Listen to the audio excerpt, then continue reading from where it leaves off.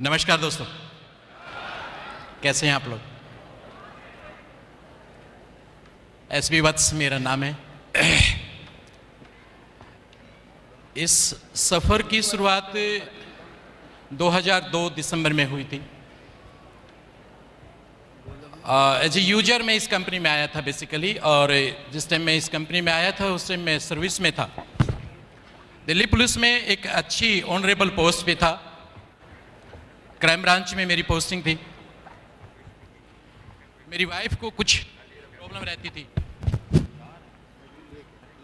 काफ़ी डॉक्टर्स को दिखाया, कोई इलाज नहीं मिल रहा था।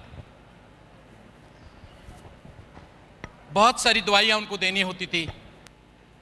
आप कह सकते हैं कि जिस परिवार का जो मेन पिलर है, अगर वो चारपाई पे होगा तो वो परिवार कैसे चलेगा। मेरे 2 बच्चे, मैं, मेरी वाइफ, फादर मदर गांव में रहते थे। ड्यूटी भी जाना होता था, मिसेज को भी संभालना होता था। मेरे एक फ्रेंड जो बाद में मेरे थैंक यू अपलाइन भी रहे, वो आज भी मेरे स्टिल वो अपलाइन है। Thank you so much. उन्होंने मुझे इस प्रोडक्ट के बारे में बताया। उन्होंने जब इस प्रोडक्ट के बारे में बताया तो यकीन नहीं था कि ऐसा कोई प्रोडक्ट होगा। लेने शुरू किए, उनको रिजल्ट आया। There is no doubt, product ultimate है, वो रिजल्ट आएगा ही। आप लें, मैं लूं, कोई भी ले। काम करने का निश्चय लिया। मई 2003 में मैंने काम करने का निश्चय लिया, क्योंकि उससे मैं बहुत बिजी था। सुबह ड्यूटी जाने का टाइम होता है पुलिस वालों का, आने का टाइम नहीं होता। अक्सर मैं देखता हूं, अभी एफएलपी में बहुत सारे लोग आते हैं, वो कहते हैं कि मेरे पास समय नहीं है। मैं कहता हूं पुलिस वालों से ज्यादा बिजी कोई नहीं होता। उनका ड्यूटी जाने का टाइम होता है, शाम को जब सब लोग छुट्टी करके ऑफिस के लिए निकलते हैं, ऑफिस से घर के लिए निकलते हैं, तब वो फिक्स करते हैं कि आज रेड किस पे करनी है, आज किसको उठाना है, किसको ट्रैप करना है। रात को 12 बजे, 1 बजे, 2 बजे, 3 बजे में भी आप रात को आए, में भी ना आए। तो बहुत बिजी था। तो उसका एक हल था कि मैं अपनी छुट्टी लूं। छुट्टी लेके काम करना शुरू किया। 16 मई 2003 मुझे डेट याद है। मैंने ईएल भरी। मेरे बॉस ने मुझे बुलाया, क्या करोगे इतनी छुट्टियों का, 1.5 महीने की छुट्टी आपने अप्लाई कर दी है। मैंने कहा सर मुझे कोई काम करना है। बॉस के साथ मेरी बहुत अच्छी टून अप थी, क्योंकि वो मेरी बहुत सारी स्थितियों को जानते थे। उन्होंने कहा कोई बात नहीं, आप छुट्टी ले लो, लेकिन टाइम से वापस आ जाना। 1.5 महीने की छुट्टी लेके मैंने काम करना शुरू किया। और 1.5 महीने की छुट्टी में तो सक्सेस होना नहीं था। और सक्सेस का तरीका आप लोग सभी जानते हैं। बहुत सारे मेरे साथी लीडर्स आप लोगों को, मेरे सीनियर लीडर्स आप लोगों को बता भी रहे कि सक्सेस पे जाने से पहले आपको ट्रेनिंग के प्रोसेस से गुजरना होगा। अगर आप ट्रेनिंग से नहीं गुजर पाएंगे तो आपकी सक्सेस अधूरी है और वो टेम्परेरी है। तो ट्रेनिंग लेना शुरू किया। 1.5 महीने तक लगातार ट्रेनिंग। छुट्टियां खत्म हो गई, लेकिन कमिटमेंट था कि मैं भी इसमें कामयाब होकर दिखाऊंगा। फिर 1.5 महीने की ईएल एक्सटेंड करवाई। 3 महीने में भी बात नहीं बनी। एक कसम थी कि वापस ड्यूटी पे उस दिन जाऊंगा जिस दिन मेरा चेक 1 लाख रुपए का होगा।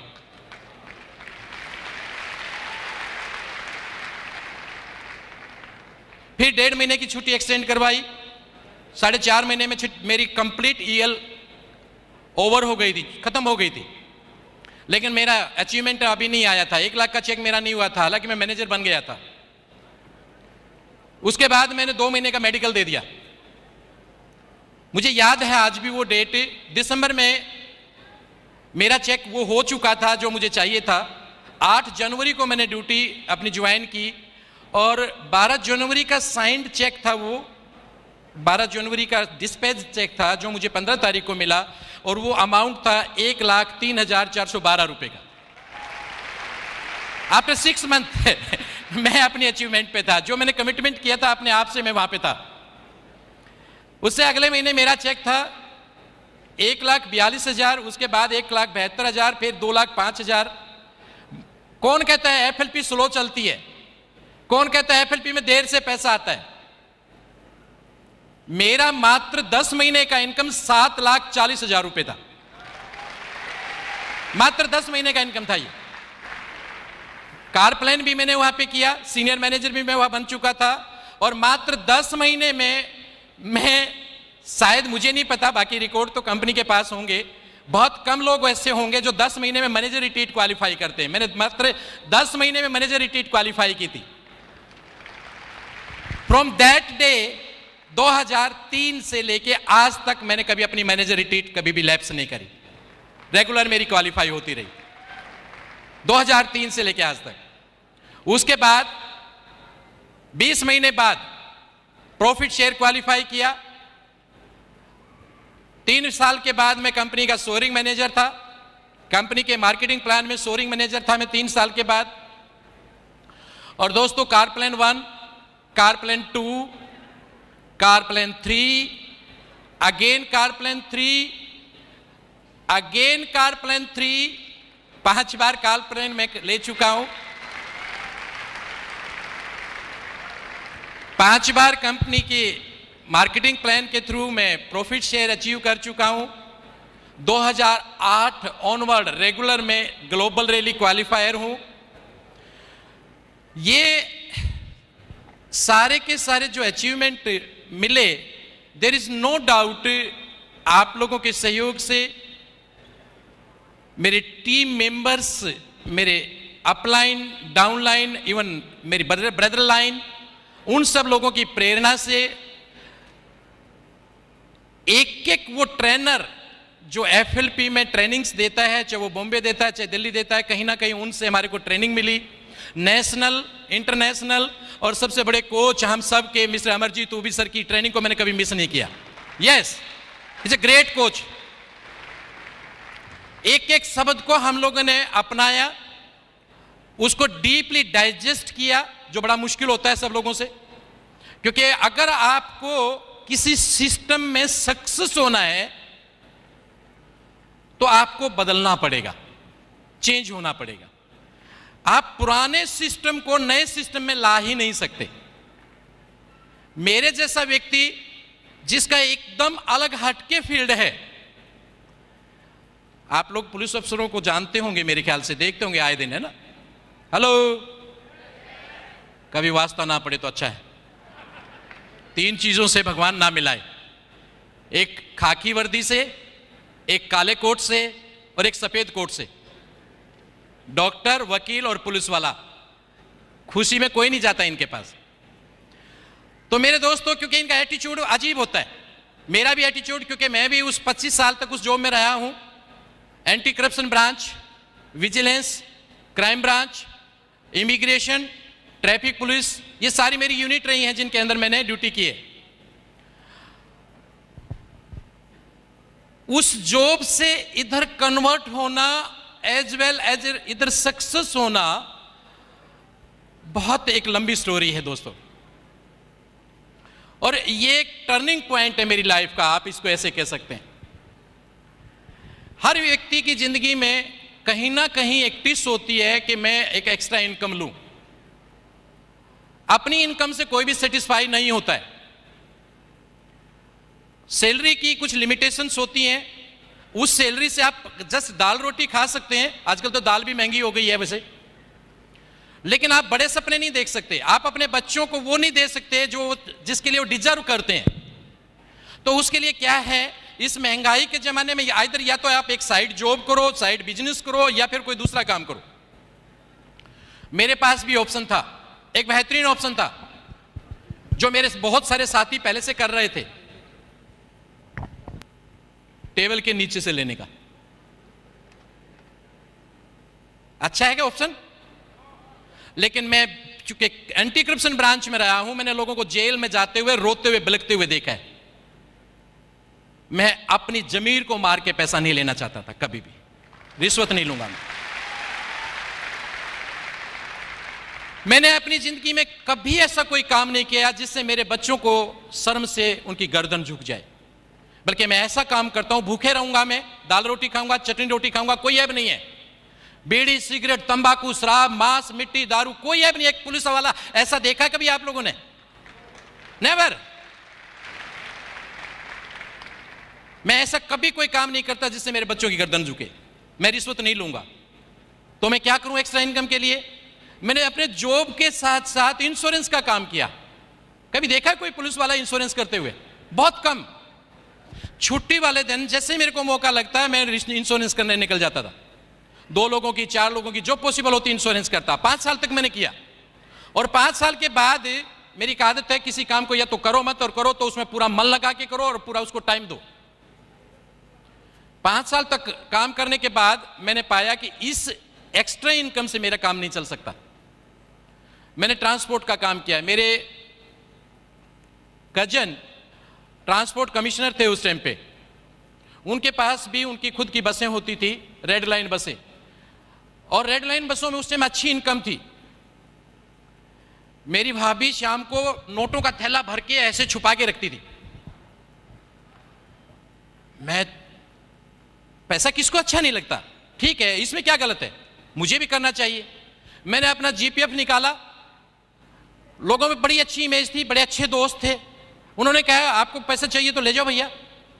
उन्होंने खुद ही भिजवा दिया। एक बस ले ली मैंने, और उन्होंने एट द सेम टाइम मुझे राय दी, क्या रेड लाइन में रखा है? दिल्ली खेतड़ी का परमिट निकला हुआ, दिल्ली खेतड़ी नेशनल हाईवे पर बस चलाना। अरे ये तो और भी अच्छी बात है। मैंने दिल्ली खेतड़ी का परमिट लिया और बस वहां पे लगा दी। मुश्किल से 1 महीना भी नहीं चली थी, वहां के जो एसटीसी स्टेट ट्रांसपोर्ट कमिश्नर के काउंटर साइन होने थे वो नहीं हुए, और वो गाड़ी विड्रा हो गई। कोर्ट केस चला, उससे कोर्ट से हम लोगों ने स्टे लिया, लेकिन मुश्किल से 2-3 महीने बाद बस हमारी वापस हो गई। बहुत बुरी स्थिति थी मेरी। मेरी सैलरी 20-22 हज़ार रुपये, ड्राइवर की तनख्वाह 15 हज़ार रुपये, कंडक्टर की तनख्वाह 5 हज़ार रुपये, ऊपर से क्लीनर, ऊपर से गाड़ी की 17,800 रुपये किस्त। मैं कहाँ से पे करूँगा? बस मेरे घर पे के बाहर खड़ी थी। डग्गेमारी में चलाई, नेपाल बॉर्डर पे जाती थी, हरिद्वार जाती थी, वहाँ पे जम्मू कटरा चलने लगी। एक बार एक ठेकेदार को बस दे रखी थी, उसने नेपाल बॉर्डर पे ले जाके वहाँ पे गाड़ी का इंजन सीज कर दिया। 3 दिन में उस बस को हम क्रेन से ढो के लाए यहाँ पे। 85 हज़ार रुपये लगा के उस इंजन को उठवाया। कान पकड़ लिया, जिंदगी में दोबारा ये काम नहीं करूँगा। बावजूद इससे यहाँ पे नहीं रुका। सलाहकार बड़े अच्छे रहते हैं। उन्होंने कहा एक बस कभी भी कमा के नहीं देती, दूसरी और ले लो।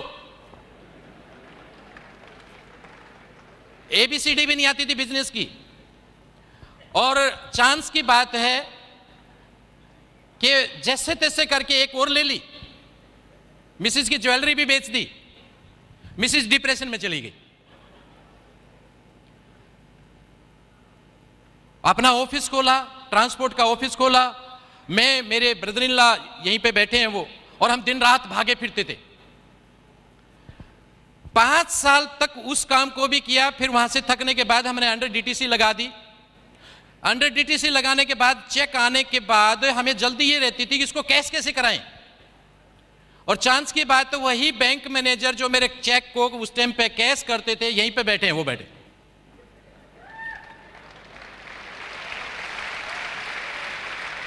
Thank you sir, thank you. आपने उस टाइम मेरे को बहुत साथ दिया, लेकिन आज मेरा प्रॉमिस है मैं अब आपको साथ दूंगा।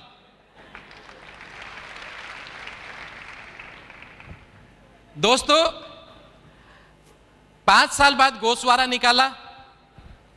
मेरे सर पे जितने बाल थे उतना मेरे सर पे कर्ज था। सब कुछ बेच दिया। वाइफ की हालत ये थी, बिस्तर से नहीं उठ पाती थी। घर में फोन, लैंडलाइन, जब बेल बजती थी तो हम लोग कांपने लग जाते थे, किसी पैसा मांगने वाले का फोन है। एक मेरे गुरुजी हैं, उन्होंने कहा कि यहाँ से आप जगह बदल दो। मेरे पास गवर्नमेंट का रेजिडेंस था। मैं छोड़ के यहाँ से रोहतक चला गया। कई बार कुछ लोग कहते हैं कि हमारे पास पैसा नहीं है इसलिए हम एफएलपी नहीं कर सकते। रोहतक चला गया। मेरे पास पैसा मांगने वाले वहीं पे मेरे को सूंघ के कहां पे छुपा हुआ हूं वहीं पहुंच गए। अक्सर ये सोचने लगा मैं कि इस जिंदगी से नरक भी बेहतर है, क्यों ना मैं सुसाइड कर लूं, क्योंकि इतना पैसा मैं नहीं दे सकता था। 22 लाख कर्ज 2002 में बहुत बड़ा कर्ज होता है। सैलरी मेरी 20-22 हजार रुपए थी। ऐसे बढ़ रहा था, हर महीने उसमें करीब 50-60 हजार रुपए हर महीने इंटरेस्ट के जुड़ जाते थे। हर 2 महीने बाद 1 लाख बढ़ जाता था। एक दिन मेरी जिंदगी का बहुत ही टर्निंग पॉइंट आया। मेरे घर में, जिस मकान में हम रह रहे थे रोहतक, किराया देना था मुझे। किराया देने के लिए मेरे पास पैसा नहीं था। मैंने किसी से इंश्योरेंस की प्रीमियम लेना था दिल्ली से। मैंने सोचा कि उससे प्रीमियम के पैसे लूँगा, उसकी 2 दिन बाद किस्त भर दूंगा और मैं यहाँ पे उसका रेंट पे कर दूंगा। मैं घर से निकला तो मेरी जेब में बस में टिकट लेने के लिए पैसे नहीं थे। ट्रेन में जाने के लिए भी मेरे पास पैसे नहीं थे। मैं अपनी कमजोरी को अपनी वाइफ को भी नहीं बता सकता था, क्योंकि वो पहले से डिप्रेस्ड हो चुकी थी। मेरे 2 छोटे छोटे बच्चे। कोई तीसरा आदमी मुझे नजर नहीं आता था कि जो मेरी मदद कर दे। मेरे फादर से भी मैंने बात की इस बारे में कि मेरे साथ ये स्थिति गुजर रही है। गांव में अच्छी जमीन जायदाद है। अगर आज मैं उसकी पर एकड़ की बात करूं तो 3 करोड़ रुपए पर एकड़ है। अकेला हूं, अच्छी जमीन जायदाद है। लेकिन पापा ने एक बात कह के मेरा मुंह बंद कर दिया, अगर मैं जमीन बेचूंगा तो गांव में बेइज्जती हो जाएगी, इज्जत खराब हो जाएगी। मेरे पास कोई ऑप्शन नहीं था। दिल्ली आना था, जेब में किराया नहीं था। घर से ड्रेस लगाई, ड्रेस लगा के बाईपास पे आया, ट्रक वाले को हाथ दिया और उसको कहा भैया मेरे को भादरगढ़ जाना। उसने ट्रक में पैसा देने की जरूरत नहीं, पुलिस वालों को कोई पैसा नहीं मांगता। भादरगढ़ आया, वहां से डीटीसी बस पकड़ी, बस अड्डा आया, वहां से पैसा लेके और किराए वाले को पैसा दिया। ये मेरी जिंदगी का आखिरी वो कदम था जहां से मेरे को उठना था।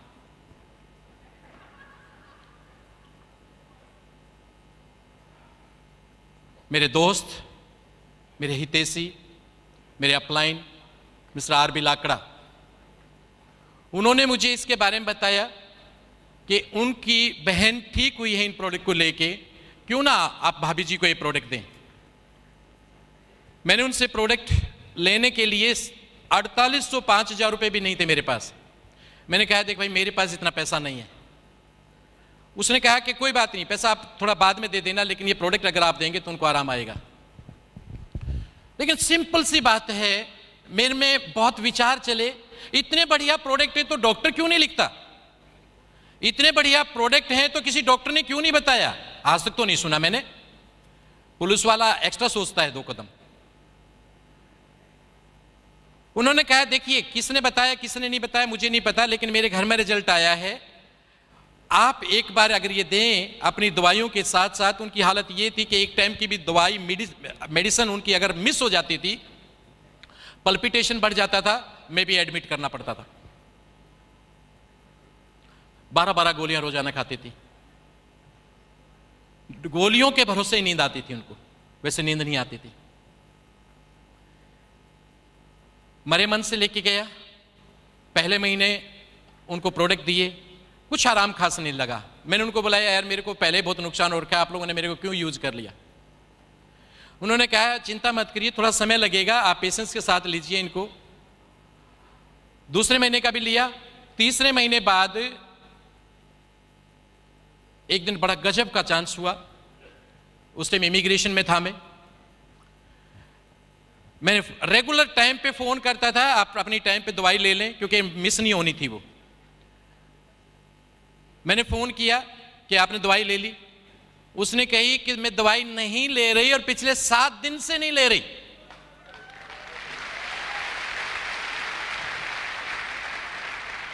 और आज के बाद इस जहर को खाऊंगी भी नहीं मैं नहीं लूंगी ये दवाइयां, और मैं बिल्कुल ठीक हूं। वो मेरी जिंदगी का सबसे हसीन पल था कि मेरी जिंदगी का एक कैंसर जो जिंदगी में कभी ठीक नहीं होता वो ठीक हो चुका था with these products. Thank you so much sir, thank you. आपने जस्ट एफएलपी आप यहां नहीं लेके आए, आप बहुत सारे लोगों को जिंदगी लेके आए हैं, चाहे वो प्रोडक्ट यूज करें चाहे इस कंपनी में काम करें, बहुत सारे लोगों की जिंदगी लेके आए हैं। उसके बाद मैंने डिसीजन किया कि मैं इस प्रोडक्ट को आगे प्रमोट करूंगा। मेरे भैया जो उस टाइम में प्रिंसिपल थे, उन्होंने कहा यार ये प्रोडक्ट बेहतरीन प्रोडक्ट है, मैं भी यूज करूंगा। मैंने कहा भैया बहुत महंगे हैं। अच्छा महंगे हैं तो तू ही यूज कर सकता भाई, हम तो कर ही नहीं सकते। अच्छा भैया आप भी ले लो। उन्होंने लिया। वो डायबिटिक थे, अस्थमेटिक थे लिटिल बिट, उनको अस्थमे की शिकायत रहती थी, बीपी हाई था। रात को हमारी भाभी पैर दबा दबा के सुलाती थी, उनको नींद नहीं आती थी। अब सुबह वो 4 बजे पार्क में दौड़ लगाते थे। वो कहते थे यार पता नहीं कहां से एनर्जी आती है, मेरे को कोई थकान नहीं होती और मैं एकदम हेल्दी महसूस कर रहा हूं।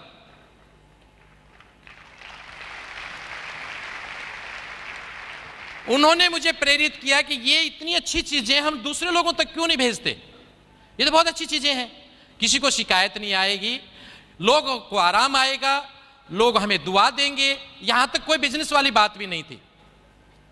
वो भी मेरे साथ लगे और वो मेरे पहले सीनियर मैनेजर भी बने, बाद में कारप्लेन भी किया उन्होंने। आजकल बिजी हो रहे हैं, इंजीनियरिंग कॉलेज बनाया उन्होंने, इसलिए वो बिजी हो रहे हैं, नहीं ध्यान दे पाते। बहुत सारे चैलेंजेस आए क्योंकि उस टाइम पे दोस्तों यहां पे जो आज आप देख रहे हैं सीन, ये बहुत एडवांस है। यहां तक का सफर जो निकला है, उस टाइम पे जब हम काम करते थे शुरुआत के दिनों में, बाय चांस किसी के एक के पास कोई टेस्टिमोनी मिल जाती, कलर पेपर मिल जाता, लो भैया मलेशिया में इस लेडी के मीजल्स ठीक हो गए, ये एक्ने ठीक हो गया, ये इसके ये प्रॉब्लम ठीक हो गए, तो सारे लीडर उसकी कॉपी करके घुमा लेते थे। और जब हम किसी इंसान के पास जाते थे, किसी प्रोस्पेक्ट के पास जाते थे, तो हम ये कहते थे देखिए ये देखिए मलेशिया में इस लेडी को ये मीजल्स ठीक हो गए, ये देखिए ये सिंगापुर में इस लेडी को ये प्रॉब्लम थी, ये ठीक होगी। कई बार तो पकड़े जाते थे, वो पूछ लेते थे यहां क्या हुआ वो बताओ भाई, हमारे पास कोई उत्तर नहीं होता था क्योंकि इनिशियल स्टेज पे थी कंपनी और यहां पे वो रिजल्ट, वो सारी बातें इतनी नहीं थी। आज तो आप लोग तो बहुत स्वर्ण एकदम गोल्डन टाइम पे आए हो। उस टाइम बिजनेस प्लान के लिए भी हम ये दिखाते थे, ये देखिए 2003 में रोल्फ किप का 5 लाख का प्रॉफिट शेयर चेक आया है। वो कहते थे इंडिया में किसका आया भाई। तो उस टाइम थोड़े चैलेंजेस ज्यादा थे। उस टाइम ट्रेनिंग लिटरेचर बहुत सारी चीजें इस कदर नहीं थी, आज तो बहुत इंप्रूव हुआ है। हमारे कंट्री मैनेजर साहब, मैं हमेशा सैल्यूट करता हूं इनको सर, एक एक चीज को इतने वो डीपली जाते हैं, आपको कुछ भी दिमाग चलाने की जरूरत नहीं, जस्ट उनको फॉलो कर लो जो लिटरेचर उन्होंने हमारे लिए तैयार किया है। और एक और आप लोगों को बताता हूं मैं, ये जो लिटरेचर जो आप लोग पढ़ते हैं पूरे दुनिया में किसी कंट्री में नहीं है, पूरी दुनिया में किसी कंट्री में ये लिटरेचर नहीं है जो आप लोगों को मिलता है। ये जो ट्रेनिंग सिस्टम, ये जो ट्रेनर्स को भी हमेशा अपडेट करते रहते हैं, वो हमेशा बेहतर से बेहतर बनाने की कोशिश करते हैं। और आज अगर हम लोग सफल हैं ना, तो किसकी वजह से? ऑफ कोर्स इनकी कोचिंग की वजह से। Thank you so much sir. As well as हमारे सारे के सारे ट्रेनर, चाहे वो प्रेम राजन सर हो, मेजर भटनागर हो, TPS Bedi, Sunil Gupta, Arun Surana, mister Anand Gandhi, of course Anupam Thapliyal, ये जितने भी हमारे ट्रेनर्स हैं अल्टीमेट है। इंडिया में ट्रेनर नहीं है ऐसे, अल्टीमेट ट्रेनर हैं, ऑलवेज स्पोर्टिव। एक से एक ट्रेनिंग को इतने बेहतर तरीके से चार्ट किया गया, इतने बेहतर तरीके से ट्रेनिंग देते हैं। और यही वजह है जो मैं आज स्टेज पे खड़ा हूं। अगर मैं ट्रेनिंग में नहीं होता तो मैं आज यहां नहीं होता। यस, मेरी सफलता के पीछे और कोई नहीं है। ऑफ कोर्स टीम तभी बना पाएगा इंसान जब उसको खुद आता होगा। टीम बाद में आती है, पहले खुद इंसान को उसके लेवल पे तैयार होना पड़ता है। और उस लेवल पर तैयार होने के लिए उसको ट्रेनिंग्स लेनी होती हैं, उस प्रोसेस से गुजरना होता है। बहुत सारी ट्रेनिंग्स ली, आज भी ट्रेनिंग कभी भी मिस नहीं करते। जो भी लिटरेचर कहीं पे भी मिलता है, मैं तो उसको याद नहीं करता, मैं उस लिटरेचर को पढ़ता नहीं हूं, पूरी तरह से डाइजेस्ट करता हूं। मैं अपनी टीम को भी एक ही बात सिखाता हूं, एक ही मेरा फार्मूला, मेरी टीम वाले सब लोग जानते हैं। A few books well digested and studies is better than thousands books gargled in the mouth. एक ही फार्मूला है, हजारों किताब पढ़ने से बेहतर है एक ही किताब को पूरी तरह से अपनी जिंदगी में उतार लो। एक एक पेज आप पढ़ो, ना केवल पढ़ो उसको, अगले दिन फिर वहीं से शुरू करो, अगले दिन फिर वहीं से शुरू करो, और फिर उसको अपनी जिंदगी में अपना लो, तब आप चेंज हो पाओगे। अगर आपने आज पढ़ा और किताब को फेंक दिया तो कुछ नहीं हो सकता।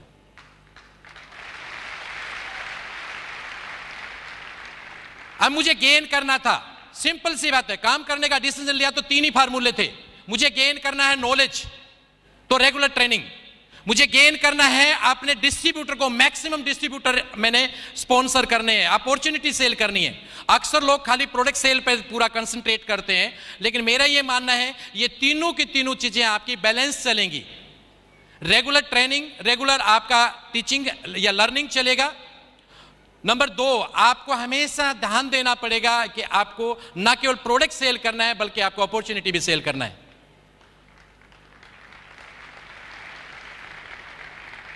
आज भी मेरा एक वसूल है, मेरे टीम में कोई भी व्यक्ति कहीं भी किसी भी डाउन में हो, मैं परवाह नहीं करता ये मेरा 12वां डाउन लाइन है, ये मेरा 10वां डाउन लाइन है, मैं जानता ही नहीं 6 3 2 क्या होता है, नहीं जानता।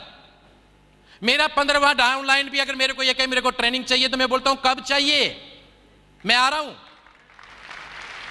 सिंपल, एक ही फार्मूला है। और मेरी टीम बैठी यहां पे, कोई भी ये कहते सर मेरे को ट्रेनिंग नहीं दी, कोई भी, एक ही तरीका है मेरा। कोई भी व्यक्ति मेरे को फोन करे मुझे एफएलपी करना है, चाहे वो अंडमान बैठा है, चाहे वो बेंगलोर बैठा है, चाहे वो कलकत्ता बैठा है, श्री भगवान वहां पे खड़ा है।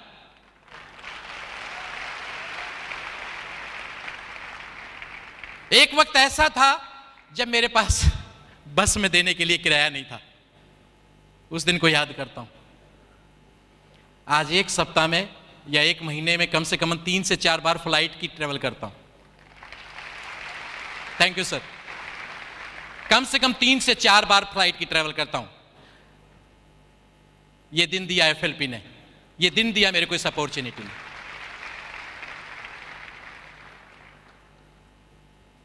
आज इस अपॉर्चुनिटी की वजह से, इस कंपनी की वजह से,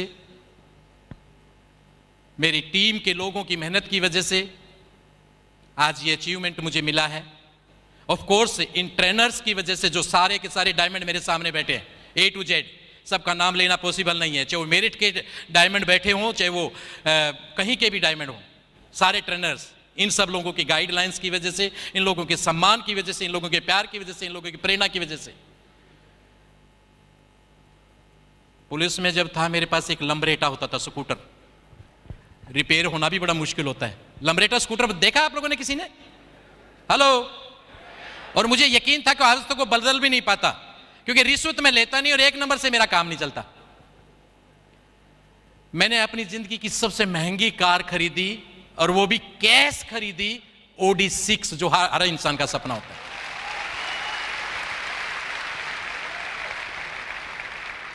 HDFC बैंक में मेरा अकाउंट है, वो अक्सर मुझे फोन करते रहते हैं, सारे सर आपका ये प्री अप्रूव्ड लोन है 30 लाख का, सर आपका ये प्री अप्रूव्ड लोन है 60 लाख का, सर आपका ये प्री अप्रूव्ड क्रेडिट कार्ड है आपका 10 लाख का, 5 लाख का, ऐसे करते रहते हैं। मैं बोला तुम्हें लोन चाहिए तो बोलो, अपने को नहीं चाहिए, अपने को नहीं चाहिए, बिल्कुल नहीं चाहिए।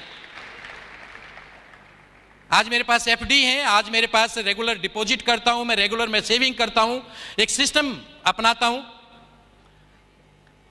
हर इंसान का एक सपना होता है जो मैं पुलिस से कभी पूरा नहीं कर सकता था, कि मेरे बच्चे हाईली क्वालिफाइड हों। आपका भी सपना है क्या?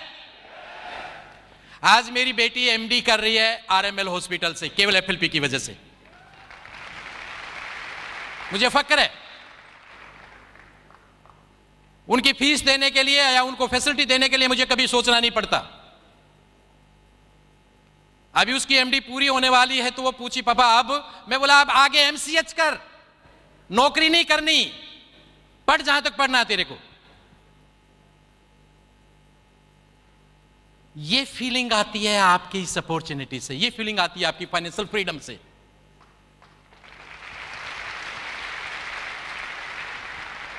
क्या मैं पुलिस में होता तो ये मिलता मुझे? क्या मैं ऐसा कर पाता? बहुत सारे बैठे हैं आप लोगों में जो नौकरी कर रहे हैं कहीं ना कहीं। बोलिए एक बार, दिखाइए तो सही मुझे अपना हाथ। कब छोड़ रहे हो? प्लीज अपने आप पे विश्वास करो पंकज जी। आजकल मेरी टीम में नौकरी छुड़ाने में मैं माहिर हूं। मेरे पारसनाथ जी सब इंस्पेक्टर से अभी उन्होंने रिजाइन किया है। पारसनाथ जी कहां हैं?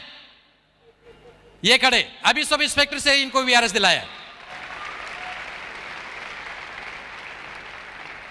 नौकरी छुड़ाने में माहिर हूं भैया, किसी को छोड़नी हो तो मेरे पास आ जाना।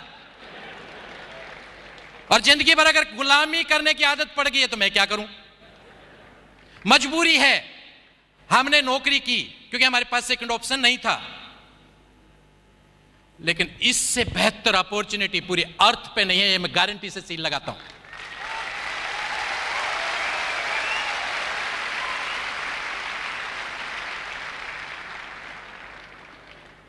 आप लोग जब कंपनी को जांचते हैं ना, कुछ लोग नए आते हैं ना, तो मुझे कई बार हंसी आती है। सर ये कंपनी कैसी है, सर इसका बिजनेस कैसा है, सर ये कंपनी भाग तो नहीं जाएगी, सर ये कंपनी क्या है। मैं इसके बारे में भी बता दूं आप लोगों को। क्राइम ब्रांच में था, मैं स्टाफ ऑफिसर था मिस्टर रंजीत नारायण का। स्पेशल सीपी क्राइम थे वो, स्पेशल सीपी क्राइम थे। बाद में उनकी भी बताऊंगा मैं कहानी। मैंने जब उनको इस कंपनी के बारे में बताया, मेरे प्रोडक्ट यूजर हैं वो, आज भी यूजर हैं, तो उन्होंने कहा, जिस टाइम पे एक वक्त ऐसा आया था कि जब मैं बहुत ज्यादा पागल हो गया था इस सिस्टम के लिए, तो उन्होंने कहा एक काम कर, क्योंकि मैं क्राइम ब्रांच की इकोनॉमिक ऑफेंस सेक्शन में था, जहां पे ऐसी कंपनियों के खिलाफ रोजाना केस रजिस्टर करते हैं। Economic offence section Qutub hotel में है, कभी जाने का मौका लगे तो वहां पे भी देखेंगे, मेरा नाम भी वहां पे लिखा होगा। वहां पे मैं ऐसी कंपनियों के मानसून सेशन में एक विधेयक आया था कि ऐसी कंपनियां जो लोगों का पैसा लेके लूट के भाग जाती हैं, ये सारी की सारी फेक कंपनियां होती है, सारी नेटवर्किंग कंपनियां, उस टाइम पे बहुत बड़ा वो प्रॉब्लम चला था, इनको सबको बंद किया जाए, इनके खिलाफ सर्विलेंस हो, इनके सारे के सारे ए से लेके जेड टोटल पेपर्स को चेक किया जाए। और 297 कंपनियां उस टाइम बंद हुई थी, 297 कंपनियां बंद हुई थी। आज भी वो फाइल अभी भी चल रही है, बहुत सारी कंपनियां आगे बंद होनी है। इस कंपनी को भी हमने जांचा था। एथिक्स, आप तो खाली एथिक्स समझ को जानते हैं, एथिक्स किस किस लेवल पे होते हैं। आप लोगों को तो सिर्फ इतना बताया जाता है भाई कि एथिकल कंपनी है। एथिक्स एक तरीके से नहीं होते, उसके हर एंगल से जांचा जाता है। गवर्नमेंट रूल को देखा जाता है, पॉलिसीज को देखा जाता है, इंडस्ट्री को देखा जाता है, उस कंपनी के उसको पॉलिसी को देखा जाता है, उसके प्रोडक्ट की ऑथेंटिसिटी को देखा जाता है। उसके 12 एंगल से हम उसको जांचते हैं, पूरे 12 एंगल से उसकी कंप्लेंट्स को जांचते हैं। इसकी कंपनी के खिलाफ कंप्लेंट कितनी है, ऊपर से लेकर नीचे तक सब कंपनियों के नाम थे। एक डिपार्टमेंट आपके देश में ऐसा है जिसके कोई ऑडिट नहीं होता।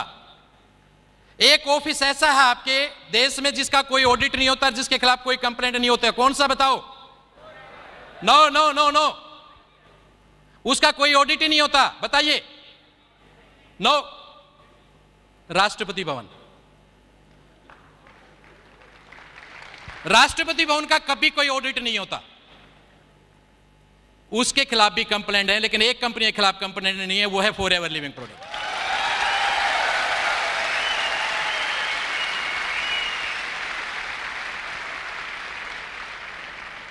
शायद ही कोई ऐसा गवर्नमेंट डिपार्टमेंट हो जिसने हमेशा टाइम पे पैसा दे दिया हो, शायद ही। कितना भी ऑथेंटिक डिपार्टमेंट क्यों ना हो, कितना भी सिस्टमेटिकली डिपार्टमेंट क्यों ना हो, लेकिन 2 बार तो पैसा लेट होता ही होता है। 31 मार्च को और 31 सितंबर को फाइनेंशियल क्लोजिंग होता है, 6 मंथली और ईयरली, तो 2 बार तो पैसा लेट होता ही होता है। सैलरी क्या कहते हैं पंकज जी?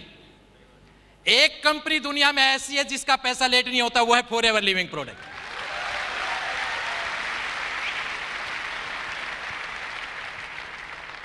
क्या क्या सलूट करें हम सर आपको। और फिर आप इस कंपनी में डाउट करते हो, ये आपके दिमाग की कमजोरी है और कुछ भी नहीं है। आप वहां तक सोच भी नहीं सकते जहां तक एफएलपी है।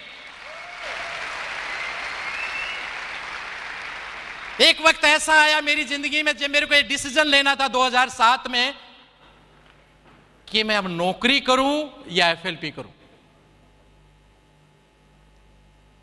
कारण टीम काफी बढ़ चुकी थी, उसको सपोर्ट करना था, फाइनेंशियली में काफी साउंड था।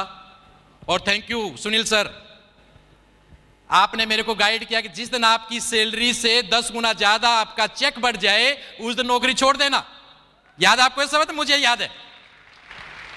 तो मेरी नौकरी छुड़ाई सुनील सर ने भैया। वो डिसीजन मेरा लेने में बहुत मुश्किल था। मेरे परिवार के लोग केवल 3 लोग मेरे साथ थे, मेरी वाइफ और 2 मेरे बच्चे। वो एक बात जानते थे, मेरे पापा जो करेंगे या मेरे हस्बैंड जो करेंगे वो सही करेंगे, वो गलत नहीं करेंगे। मेरे फादर खुद कह रहे थे अगर नौकरी छोड़ दी तो गांव में तो आना मत, बेइज्जती करवाएगा पूरे समाज में, हम बर्दाश्त नहीं कर पाएंगे। मेरे खुद बॉस जो मुझे अपने बच्चे की तरह आज भी मानते हैं, उन्होंने कहा श्री भगवान एक बात का जवाब दे देना नौकरी छोड़ने से पहले, अगली 15 साल की तेरी नौकरी बाकी है, कितना पैसा तेरे को मिलने वाला है, प्रमोशन तेरे को मिलने वाला है, जून में तेरा प्रमोशन ड्यू है और सितंबर में उसमें नवंबर में तू नौकरी छोड़ने की बात कर रहा है। ऊपर से पे कमीशन आना है, 2008 जून में पे कमीशन आया था। तू क्या करना चाह रहा है? गुरुद्वारे जाते होंगे, मैंने भगवान को नहीं देखा कभी, आपने देखा है? हेलो, मैंने नहीं देखा भगवान को कभी। मैंने एक भगवान को देखा है, वो है रेक्स। मेरी नजरों में ये इज्जत है उनकी, जिन्होंने करोड़ों लोगों को हेल्थ और वेल्थ दी है। असली मायने में ये है भगवान, मेरी नजरों में ये भगवान। करोड़ों लोगों को उन्होंने हेल्थ और वेल्थ दी है, एक बेहतरीन लाइफस्टाइल।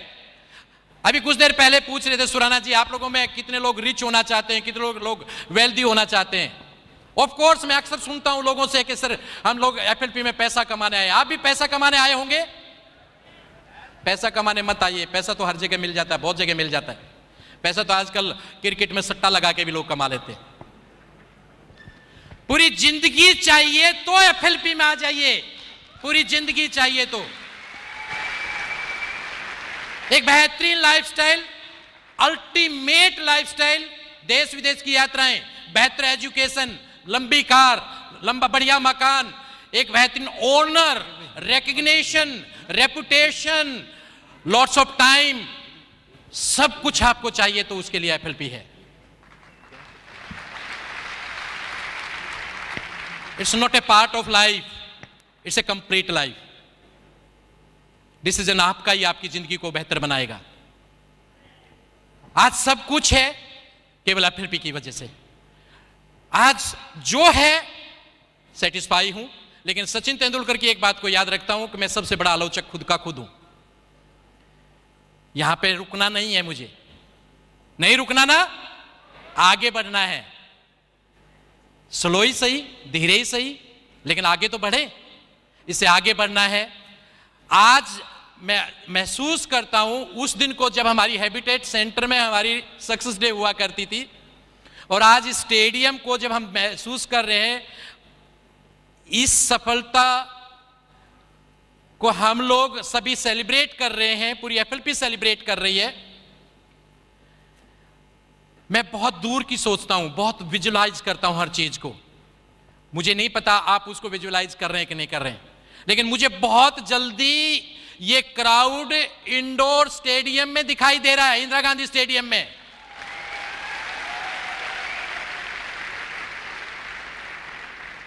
आपको दिखाई दे रहा है क्या? ये छोटा नहीं पड़ गया हमारे लिए? हम बहुत जल्दी इंडोर स्टेडियम में जाने वाले हैं, ये आज मेरी बात को याद रखिएगा।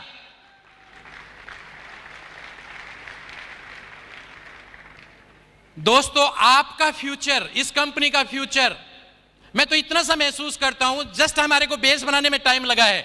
एक जैसे कि हमारे रेक्स सर ने एक बड़ी गजब की स्टोरी सुनाई थी चाइनीज बम्बों के बारे में, कि पहले साल लगाया कुछ भी महसूस नहीं हुआ, दूसरे साल उसमें पानी देते रहे, वो उसमें चांटिंग करते रहे, कुछ भी महसूस नहीं हुआ, फिर उसके बाद धूप अगरबत्ती करते रहे, फिर भी कुछ चांटिंग नहीं हुआ, तो उसमें ग्रोथ नहीं हुआ। तीसरा साल, चौथा साल, 5 साल के बाद जब उन्होंने जाके देखा तो एकदम वो 75 फीट ऊंचा था। आज वही एफएलपी हो चुकी है। बेस बनाने में हमारे को 10 साल लगे, 12 साल लगे, लेकिन आज FLP जब हम महसूस करते हैं कि ऐसी रैली तो हमारे हर स्टेशन पे होने लग गई है। और आज हम, सही डाटा तो मेरे को नहीं देना चाहिए और मुझे मालूम भी नहीं है कि कितना, मैं अप्रोक्स आइडिया देता हूं। आप लोग ये बताइए कि आज FLP करीब 400 करोड़ के टर्नओवर के आसपास है। हम मुश्किल से कितनी % पॉपुलेशन के पास पहुंचे? 2%? 2% भी टच नहीं किया हम लोगों ने भैया। 1.25 बिलियन पॉपुलेशन है हमारे देश की, 1.25 बिलियन। 1 मिनट में 50 लोग, 1 घंटे में बच्चे, 1 घंटे में 3000 बच्चे, आज ही मैंने डाटा निकाला है, 1 घंटे में 3000 नए बच्चे आ जाते हैं। और कई बार मैं अपने डिस्ट्रीब्यूटर देखता हूं, वो ये कहते हैं सर उसको उसने ज्वाइन करा लिया, सर उसको उसने ज्वाइन करा लिया। मैं कहता हूं रे इतनी देर में तो और आ चुके हैं 10। क्यों टेंशन ले रहा है? पॉपुलेशन में तो महार हैं हम लोग, क्या है टेंशन ले रहे? ज्वाइन करा लिया, करना आने देना, तू दूसरा देख ले। और 10 ने काम नहीं करा तो क्या फर्क पड़ता है, 30 और 11वां देख ले, राइट? तो दोस्तों, सबसे पहले आज इस सफलता के लिए मुझे यहां पे खड़ा होकर 2 बात बोलने के मौका देने के लिए सबसे पहले मैं दिल से धन्यवाद करना चाहूंगा अपने कंट्री मैनेजर का। Thank you so much sir.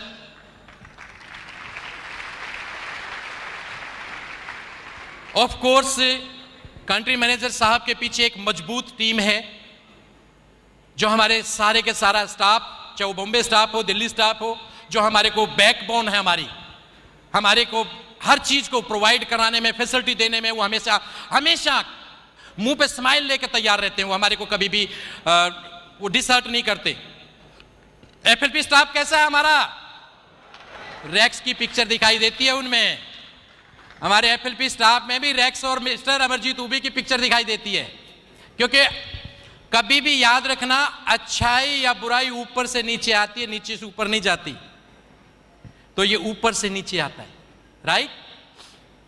तो मैं बहुत आभार प्रकट करना चाहता हूं उन लोगों के लिए, ऑफ कोर्स सभी ट्रेनर्स के लिए, इसके साथ साथ उन सब लोगों के लिए जिन लोगों ने जाने अनजाने मेरे ग्रुप से या मेरे इस अचीवमेंट के लिए या मेरे साथ मिलके काम किया, मेरी टीम के ईच एंड एवरी व्यक्ति के लिए, मेरे सारे लीडर्स के लिए,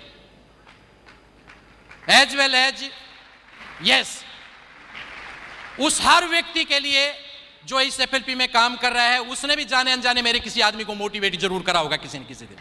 थैंक यू सो मच।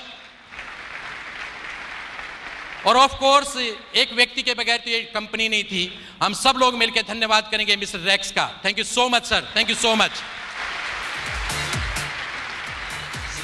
आप लोगों के लिए एक छोटा सा मैसेज दूं, तैयार है? एक ही बात है, बहुत आसान है ये बिजनेस, लेकिन बहुत मुश्किल भी है। मुश्किल उन लोगों के लिए है जो बदलना नहीं चाहते, और आसान उन लोगों के लिए जो बदलना। Are you ready to change? Are you ready to change? आपको सिस्टम के अकॉर्डिंगली अपने आप को चेंज करना पड़ेगा। सिस्टम आपके लिए नहीं बदलेगा। कभी आप सिस्टम को बदलने की कोशिश कर रहे हैं, सिस्टम आपके लिए नहीं बदलेगा। एकदम प्रूवन सिस्टम है, आपको सिस्टम के अकॉर्डिंगली बदलना पड़ेगा। अगर आप तैयार हैं तो सफलता आपके लिए है, अगर आप तैयार नहीं हैं तो ये सिस्टम आपको डिटॉक्सिफाई कर देगा और बाहर का रास्ता दिखा देगा।